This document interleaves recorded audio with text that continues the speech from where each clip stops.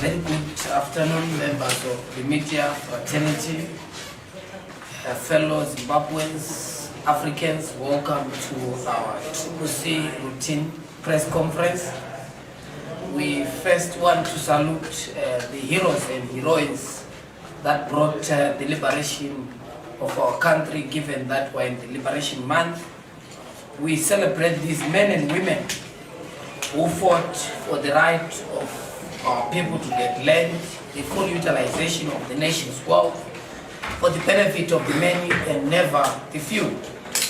As our champion chief has already alluded persistently, that is not yet Uhuru.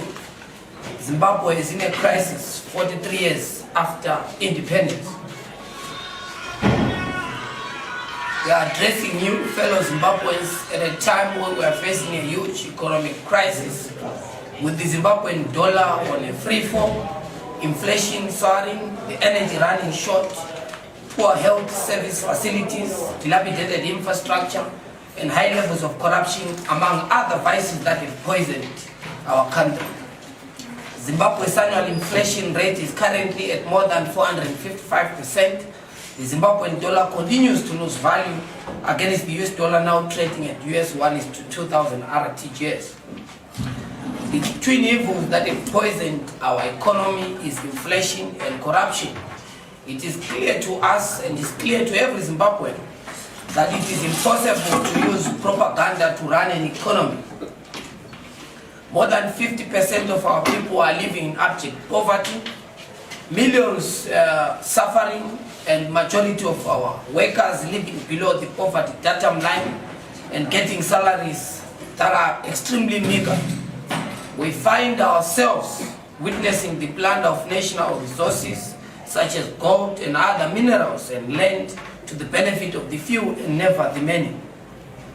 As Ccc, we are deeply concerned that more than a month after the Al Jazeera documentary, a unit that exposed money laundering activities, gold smuggling, illicit financial flows, underhand gold dealings and tradings, and other corrupt activities by the political elite presiding over our country, we are very much worried that up to date nothing has been done to bring to justice those that are implicated in this huge scandal.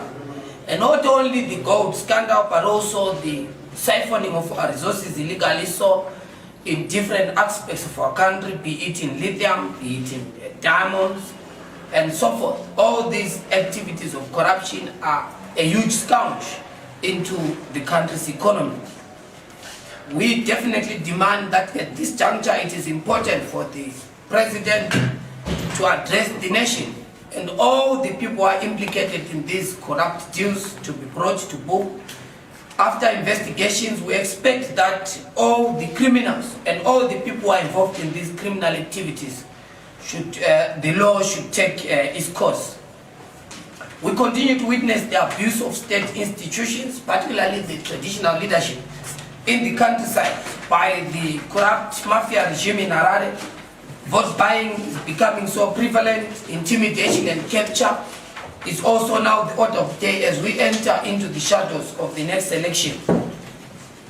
Recently, ZANU-PF publicly announced that they will be using traditional leaders to force the electorate to vote for their party in violation of Chapter 15, Section 15, Chapter 280 of the Zimbabwean Constitution, something which is not allowed, something which is ultra via the provision of the Constitution, read together with the Electoral Act of our country.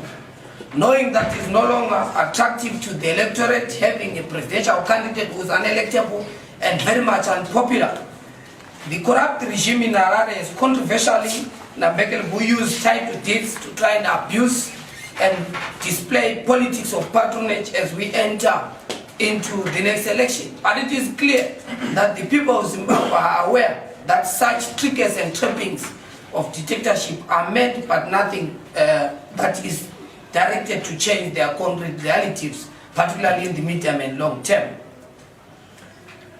Now, having given the perspective on the current state of our country, let me go to the gist of our press conference, which is the preparedness of our movement in terms of this year's election. We made it clear when we began the year that this year is declared the citizen victory for change.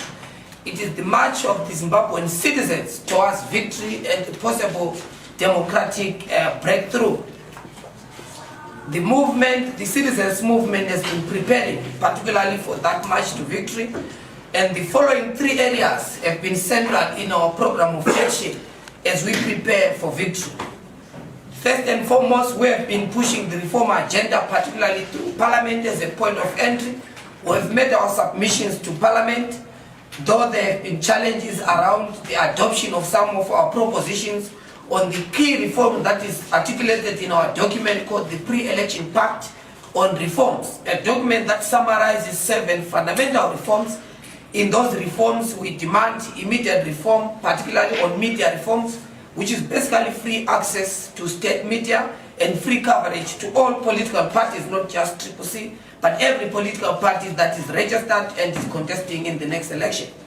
We also articulated to Parliament in our presentation our belief that there must be, of course, the transparent transmission of results in real time as a key fundamental reforms that we think is going to be dealt with. Thirdly, we also articulated before Parliament our reform demand around the voters' roll. You know, fellow Zimbabweans, members of the media, that the voters' roll is an essential tool if we are to have free and fair and credible elections.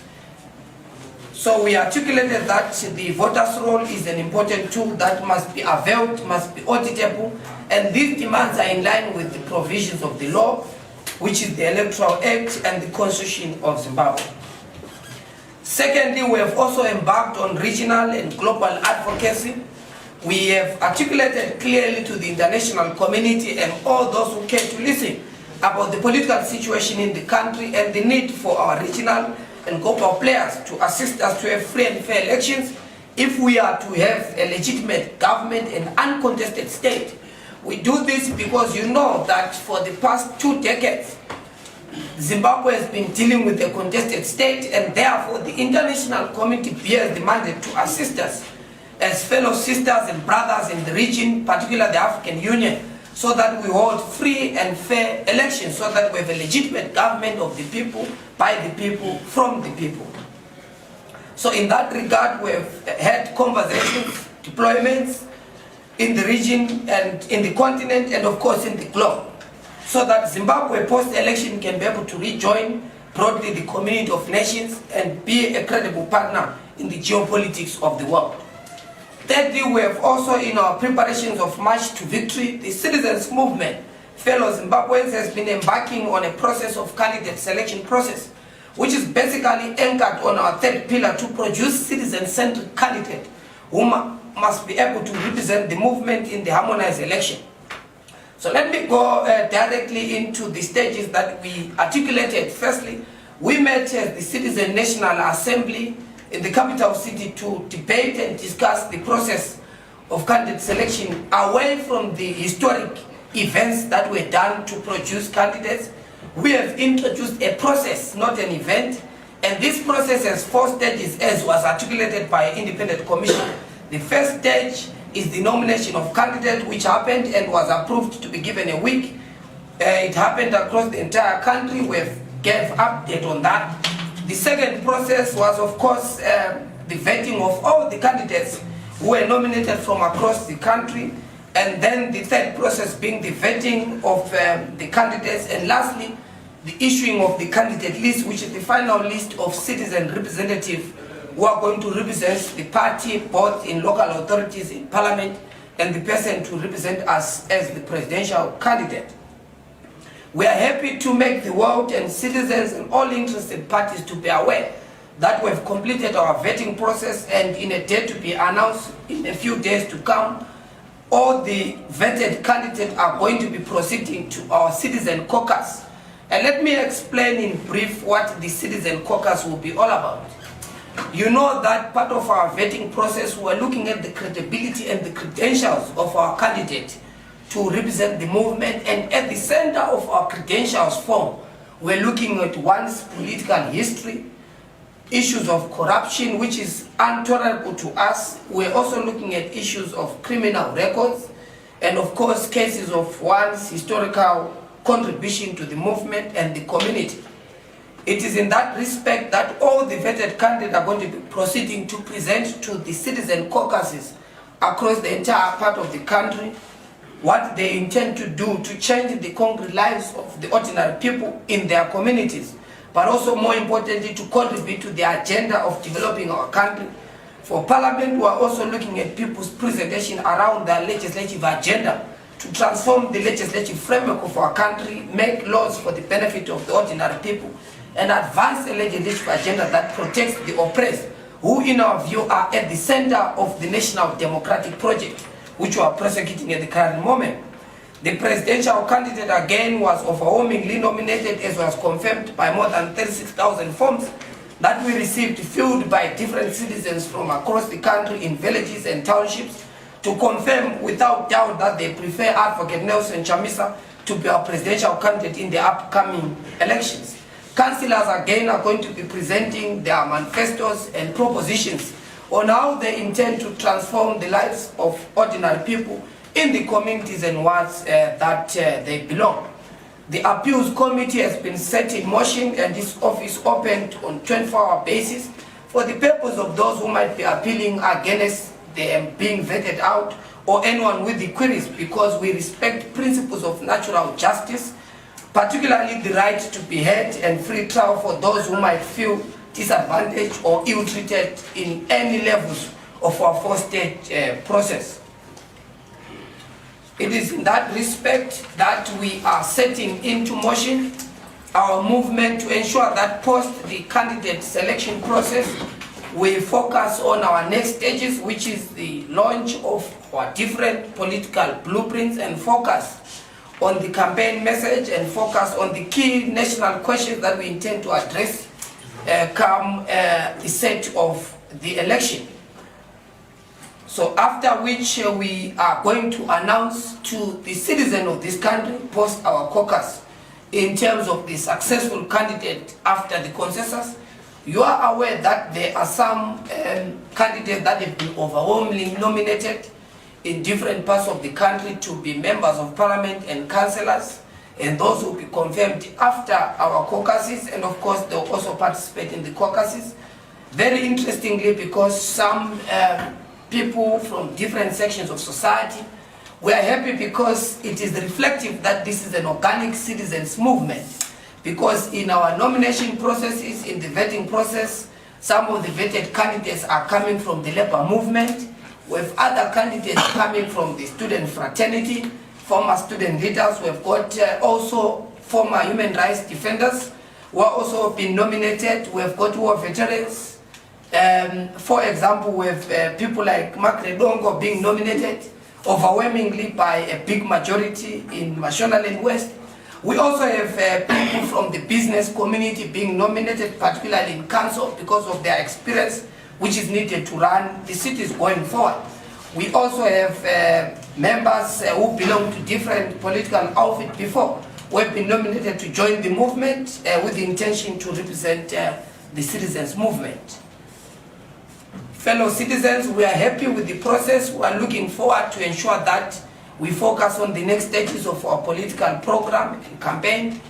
We thank the citizens for their support of their movement.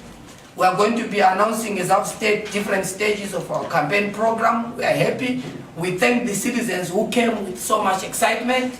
There were some who were sending their nominations via our online platforms, text messages, giving their opinions. Those were very important in the vetting of our candidates, because these platforms, particularly the cell phone numbers that we distributed across the country, for the people to give some of the important information to our vetting committee as to the character and the credentials of certain candidates who have been nominated.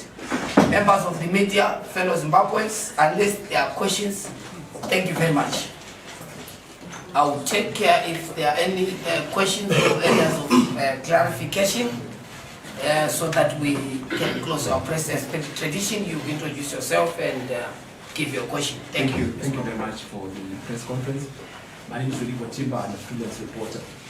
Now, in the spirit of transparency, you have informed us that Advocate Nelson Chamisa was overwhelmingly nominated you said by about 35,000 nominations.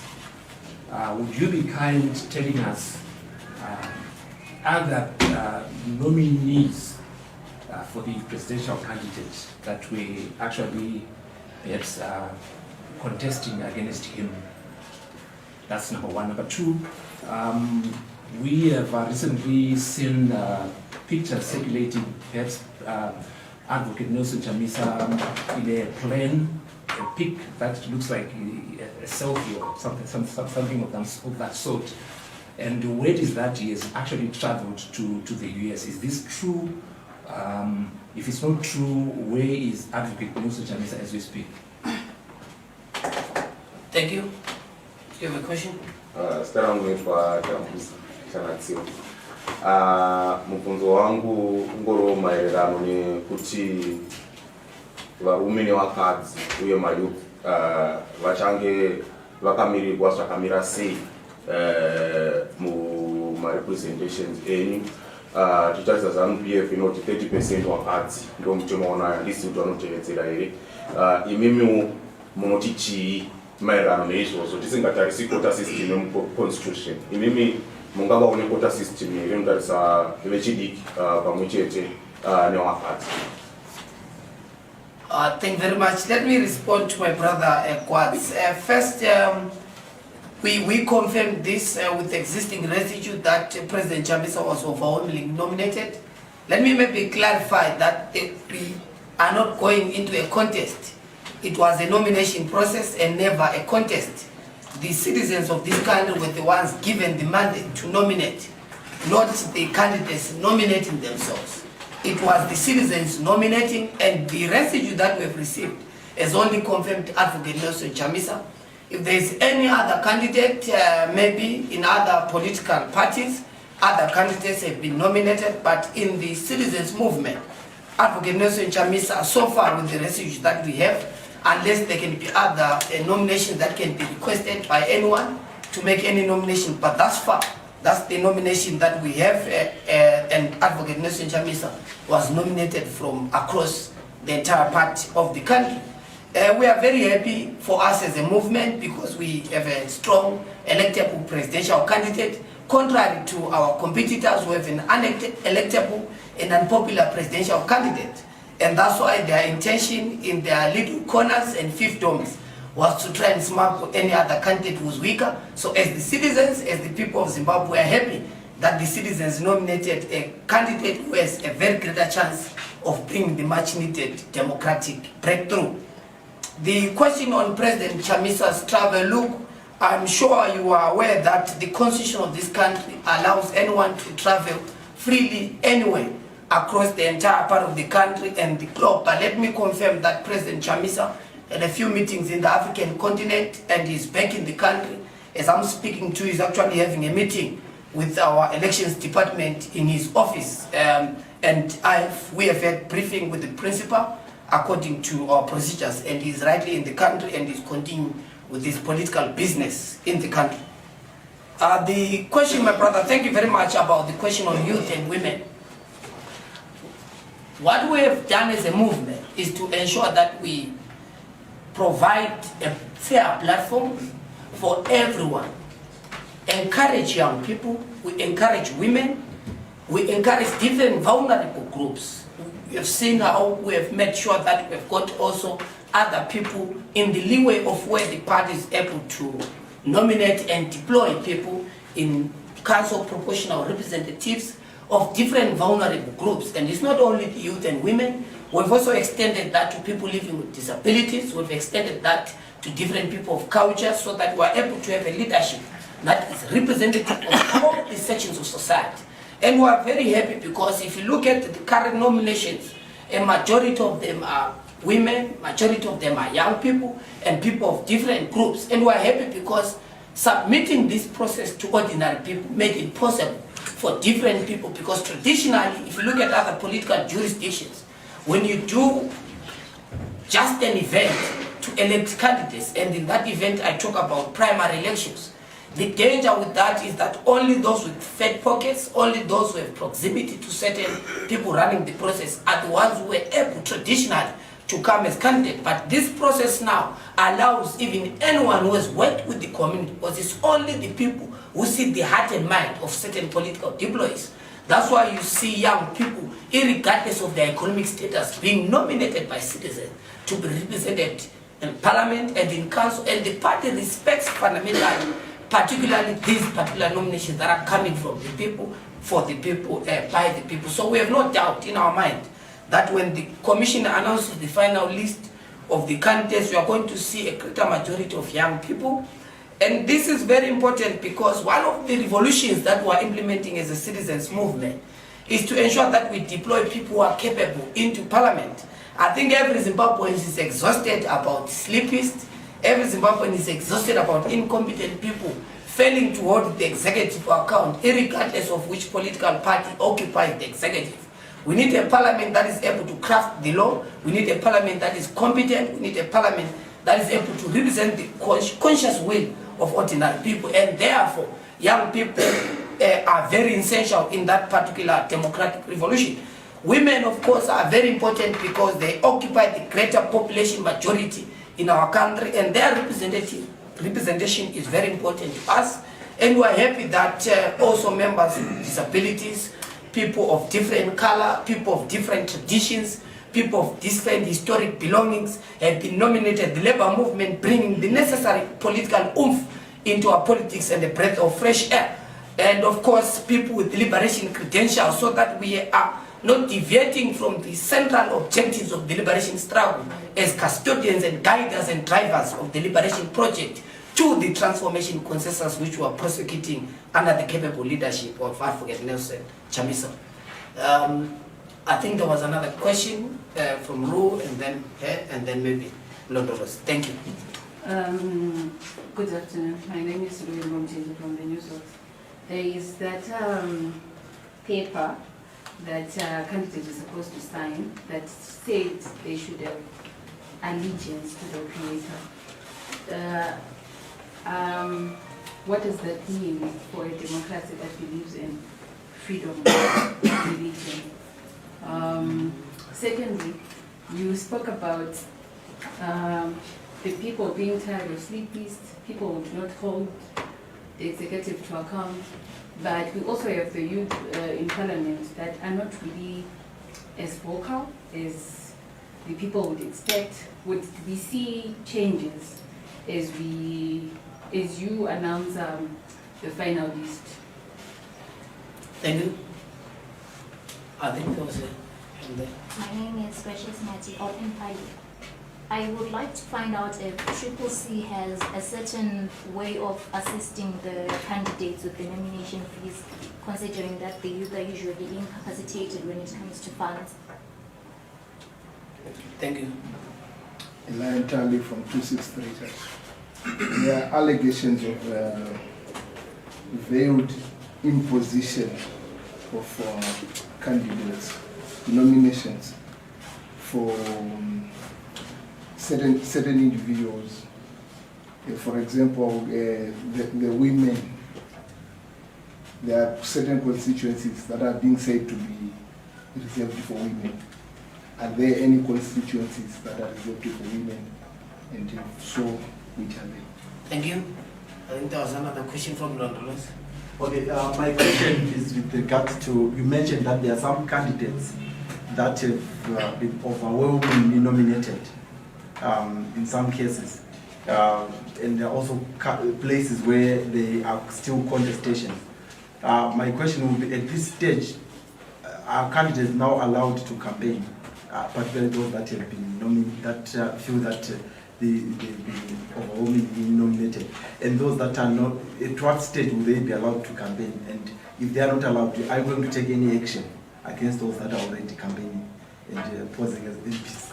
Thank you very much. Let me start with the question by Ru about young people. We are very much focused on competence. We very much focus on one's credibility. We are very much focused on one's ability to lead with distinction and clarity and precision, as it were. And we are happy that citizens were able to monitor people who went to parliament, people who went to council, and in terms of their capacity and commitment to their day-to-day realities. And it is up to the people to make those particular corrections. It is up to the people to ensure that everyone who's returned to parliament is on the basis of them holding a social contract with the people, because at the center of our politics, we have emphasized that we put citizens at the center, and we are going to respect the collective will of the citizens' majority. The question on our nomination form, I think that we are very happy, and we received a lot of positive responses from the people who signed our form, because we focus mainly on 3 issues in our vetting form. Number 1, we focus on one's criminal records. That's why some people were demanded to produce fingerprints. The second element of our credentials was looking at one's academic history and credentials. The third element was looking at one's political history. The rest of the provisions were imported from the existing legal laws in our country, which is the Constitution, which is the Electoral Act, and other protocol manuals that exist that govern the politics of our country, such as one's gender, knowledge about their persuasions, and so forth. So all those are within the confines of what is in the Constitution, and our party is very much comfortable in the movement in terms of its rules and vetting process, and we have not received any challenge from the particular individuals who have been vetted, who know and understand. Let me make it very clear, for avoidance of doubt and confusion, that the misinterpretation deliberately so of our vetting template to try and make us people don't believe in freedom of conscience is wrong, because in our movement we solely believe and protect the freedoms of people, and part of that freedom is the freedom of conscience, is the freedom of people to belonging to any association of their choice. And that's why we ask those key questions. I'm sure those who have had swearing in different capacities in the country understand, and those that have read the preamble of our country can confirm that all Zimbabweans who have read the Constitution and swear allegiance to it bear the respect to the skies, bear the respect to God, as has been prescribed in the Zimbabweans preamble collectively by the people of Zimbabwe. We don't have a debate about people's proposition to have it amended. That is the people's choice and freedom, and we don't impose any particular values to people. But as a movement, we have our own beliefs and values associated with the constitution of this country and the collective beliefs of the greater majority of our people. Grace, a question about nomination fee. It is without doubt. We think that the nomination fee is exorbitant. We think that it must be revised so that leadership does not become commercialized, does not become a platform for those with riches, but it must be a platform for those with the ability to lead, for those with the connections with ordinary people. That is the essence of elections, and that is the essence of democracy. Nonetheless, we are going to make sure that all the nominated candidates from the party who are successful are going to be able to make their payments and proceed to be candidates. The question on imposition, we don't have any reserved seats, and we quash any possible propaganda within and without that tries to portray that particular narrative. The citizens are the ones that make the decisions. No one in the party within the rank and file of the movement has the ability to impose any candidate. We have made it very clear there are those who are tempted to think that they can import ZANU-PF's culture of trinkets and trappings and patronage as a basis. But if you look at our process, it exposes all possible chicanery, it exposes any attempt to deviate from the template, it exposes any attempt to try and manipulate our process for selfish gains. It produces at the end of the day authentic leadership that comes from the people, and I can confirm without doubt that not even any individual within the rank from top to bottom can be able to impose themselves upon the people. The people are going to make a choice, and we're going to respect the will of the people. On the question of people who have been over-nominated, yes, there are people who have been confirmed, but that does not mean that these people can begin to campaign, because you can only campaign externally once you have been confirmed in the official candidate list that the party is going to produce, and that is going to be the final list of our A team that we are going to be making the nation aware, that we are also going to be making citizens aware in terms of who they should vote for. So we're going to publish 1,978 list of successful candidates, 210 members of parliament, and 1 presidential candidate. After that, all these 8 individuals, the presidential candidate that will be confirmed, members of parliament and councillors are going to be given the official mandate to begin their campaign. What is happening over the weekend are internal presentation of people's campaigns, internal within the citizens, so that people are aware. In some instances, there are some individuals who are nominated by the citizens, but some members, some citizens might not know them. So this is an opportunity for them to be known physically by the people, so that the people can be able to meet them tomorrow and hold them to account according to their promises. So we're not going to be accepting anyone doing any campaign at this particular stage. It is not advisable. It is an offense. It is the breach of the process, and it can attract problems for any individuals who might be moving around. We have had reports of people developing posters and flyers and messages. Some are changing their steps, some are marrying second wives, some second husbands, because of the motivation that they will be nominated to be candidates. The process is not yet over. This is not an event where you are nominated and you think you are a candidate. This is a process.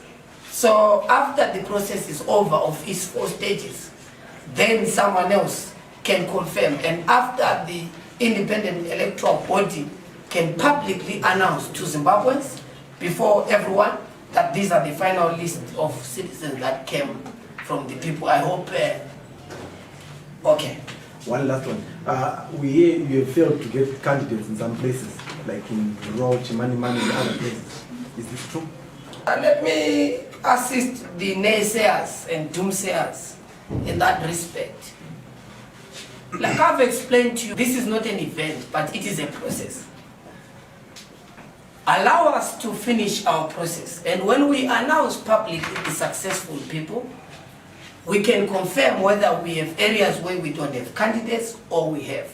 The residue that we have, the process that was happening over the weekend was vetting of more than 25,000 people were being vetted, who were nominated, councillors, members of parliament, were being vetted from across the country.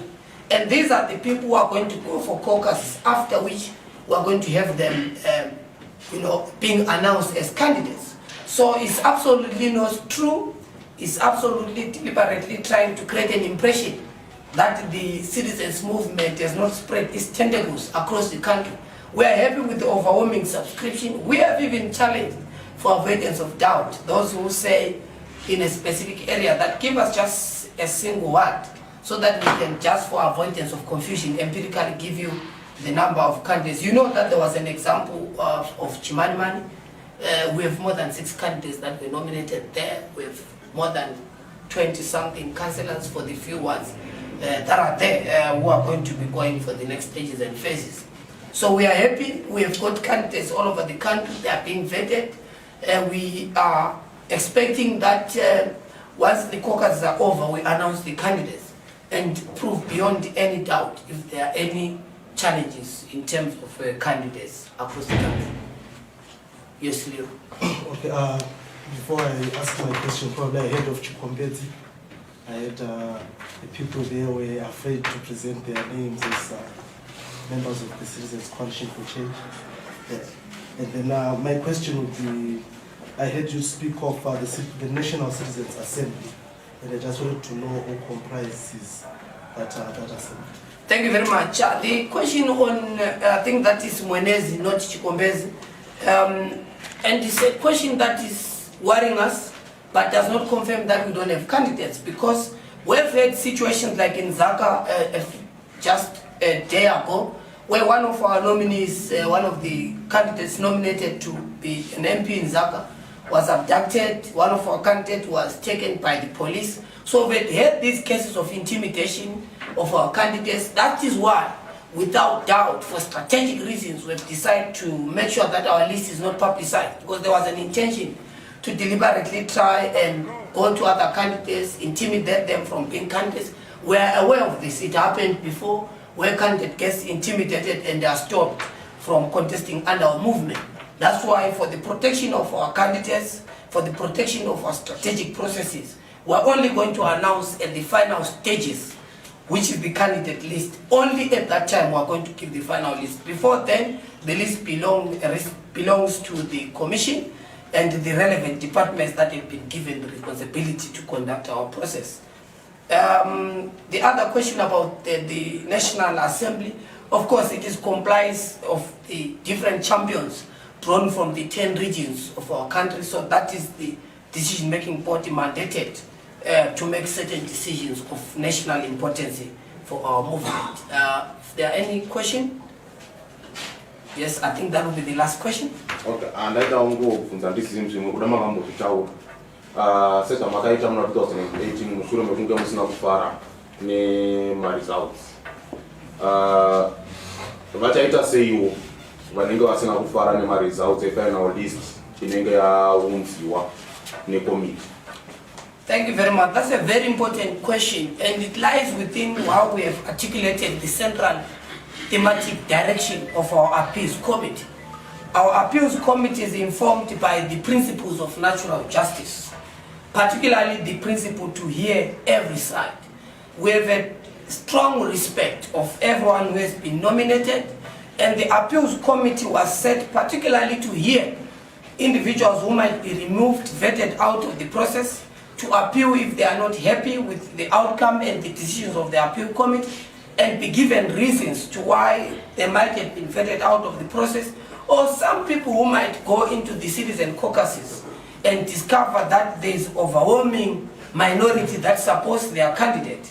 They might not be comfortable, think that maybe the people who nominated overwhelmingly another candidate are not sober or are not happy with their candidate. They've got the right to appeal to the appeals committee and get clarification to say you are not a candidate because of 1, 2, 3 reasons. That's why we requested to the National Assembly a week period after the completion of the citizen caucuses, that there must be a week so that if there are any complaints before we announce the final list of our candidates, everyone has got the right to be heard, and we are going to fundamentally respect that right. Thank you very much, members of the media, fellow Zimbabweans. Have a great day.